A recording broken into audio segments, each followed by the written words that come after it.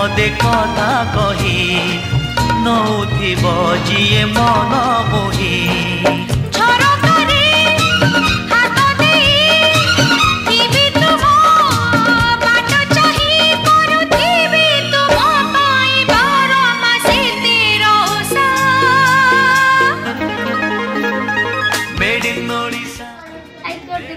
Subscribe कर देबे।